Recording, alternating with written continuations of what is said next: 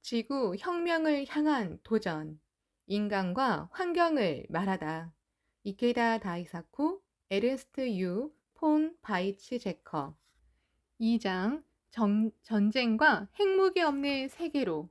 인류가 알아야 할 20세기 역사의 교훈. 이케다. 세계 여러 지도자와의 만남 중에서도 각별히 잊을 수 없는 추억이 있지요. 박사의 숙부이신 통일 독일의 리하르트 폰 바이츠제커 초대 대통령과 나눈 대화입니다. 1991년 6월 저는 본에 있는 대통령실에 초대받았습니다. 동서 독일이 통일된 지 얼마 안 되는 시점에서 냉전 후 세계 평화를 위한 과제와 유엔의 이상적인 역할 등에 관해 대담하던 일이 지금도 선명하게 기억납니다. 독일의 양심이라는 찬사를 받으며 철인 정치인으로 유명한 바이츠제커 대통령은 자신의 가계에 대해 회상록에서 이렇게 회고하셨지요. 시대가 제시한 전반적인 과제에 적극적으로 참여하는 것이 우리 가문의 사고 방식이었는데, 우리 가문의 그러한 경험은 항상 역사의 발전과 이어져 있었다. 바이츠제커 가문의 전통과 기풍이 배어 있는 깊이 음미해야 할 문장입니다. 이 문장 그대로 바이츠제커 가문은 시대의 요청에 응해 사회 발전에 널리 기여해 왔습니다. 박사의 부친이신 카를 프리드리히 폰 바이츠제커는 저명한 원자 물리학자이자 시대와 인간을 깊이 통찰한 철학자셨지요. 그리고 평화를 위해 용감하게 행동해 당시 대통령 후보로 추천되는 등 많은 존경을 받으셨다고 들었습니다. 이 숭고한 정신을 계승한 바이츠제커 박사도 지구환경 정책 분야의 1인자로 유엔 환경 분야의 요직과 독일 연방의회 의원 등을 역임하며 글로벌한 활동을 전개하셨습니다. 그야말로 시대의 과제에 대한 과감한 도전입니다. 바이치제커. 어렸을 때는 가족의 전통 같은 것을 그다지 의식한 적이 없었습니다. 마틴 바인이 쓴 바이치제커 가문을 읽고서야 선조들의 발자취를 어느 정도 알게 되었지요. 물론 가족들로부터 몇 번인가 들은 적은 있습니다. 증조부는 제1차 대전 이전에 비르템, 베르크 왕국의 총리를 지냈고, 다른 조상들도 각자 그 시대의 지성인으로 높이 평가받았습니다. 또 저희 조부인 에르스트 하인리히 폰 바이츠제커가 나치 독일 시대의 외무부에서 근무했기 때문에 대단히 힘들고 어려운 시대를 살았다는 것. 제2차 대전 후에는 전시 중의 경력으로 소추되어 죄를 완전히 벗지 못하고 니른베르크 계속 재판에서 7년형을 선고받은 것. 이후 윈스턴 처칠을 비롯한 국제 지원자들이 조정에 5년으로 감형받은 사실 등에 대해서도 들은 적이 있습니다. 현재 저희 가족이 정계 및 정치학 분야에서 활약하며 그 전통을 이어가고 있는 것을 자랑스럽게 생각합니다. 이케다. 에르스트 하인리히 씨가 전쟁 중 히틀러가 이끄는 나치 독일의 비열한 외교 정책에 어떻게든 제동을 걸기 위해 고뇌에 찬 나날을 보내셨다는 사실은 저도 바인 씨의 책을 통해 알게 되었습니다. 거기에는 조부께서 서거하기 1년 전에 쓰신 문장도 있었습니다. 전쟁에 반대했음에도 나는 냉정한 객관성의 길을 가고자 시도했다. 이는 잘못된 선택이었다. 제대로 하지 않으면 아무것도 되지 않는다. 내가 했어야 하는 일은 불가능한 일을 시도해보는 것이었다.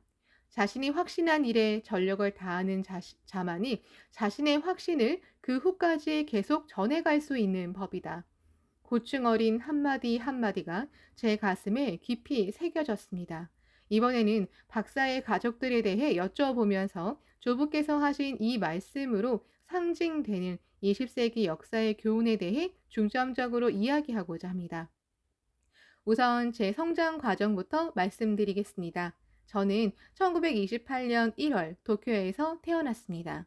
아시다시피 이듬해 뉴욕 월가에서 주가가 대폭락하고 세계 공황으로 인한 경제 불황이 각국에 큰 타격을 주었지요. 일본에서도 사회 불안이 확산되던 1931년 만주사변이 발발했습니다. 일본은 1933년 국제연맹을 탈퇴한 후 패전할 때까지 군국주의의 길로 돌진했습니다. 제 소년 시절은 군국주의가 사회를 뒤덮고 있던 때였습니다. 더욱이 태평양 전쟁 말기에는 공습으로 집을 잃고 결핵까지 앓고 있던 터라 자신의 내면에서도 사회적 상황에서도 인간의 생사에 대해 깊이 생각할 수밖에 없는 청춘을 보냈습니다. 박사는 어떤 소년 시절을 보내셨는지요?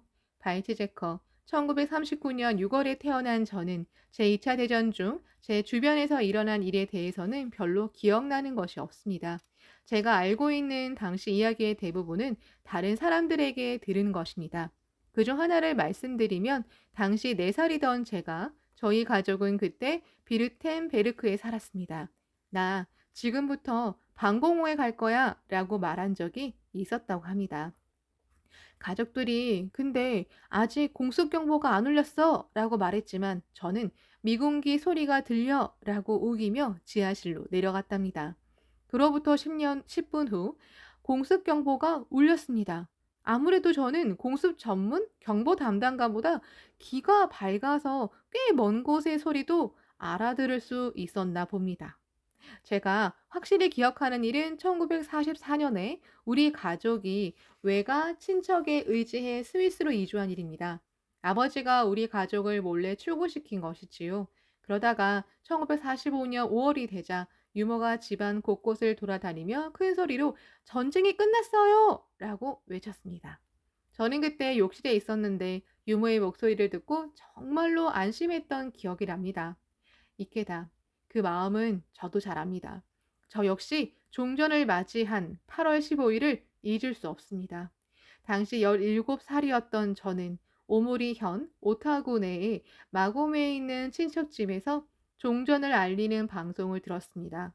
귀를 쓰고 라디오에 귀를 기울였지만 잡음 때문에 내용을 제대로 알아들을 수 없었지요.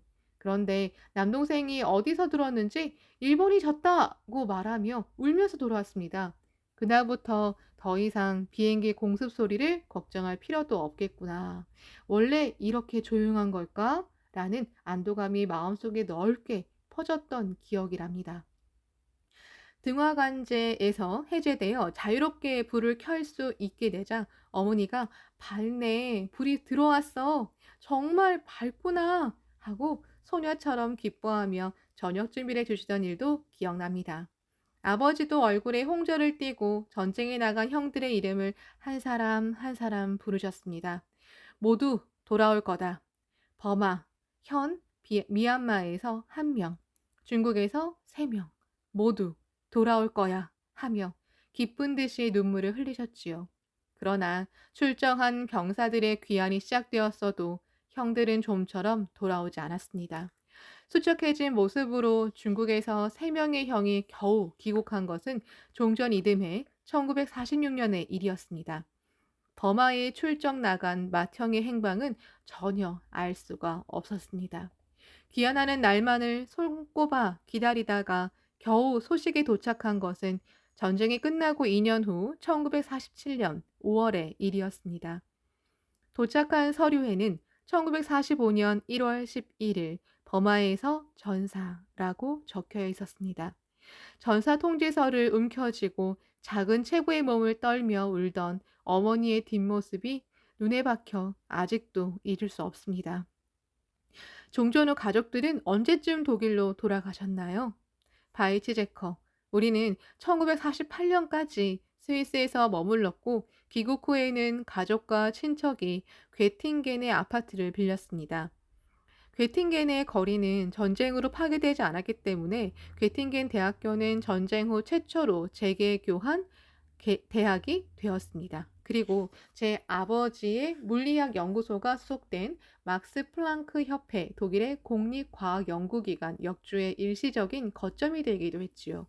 당시 괴팅겐의 조그만 거리에 5명의 노벨상 수상자가 살고 있었습니다.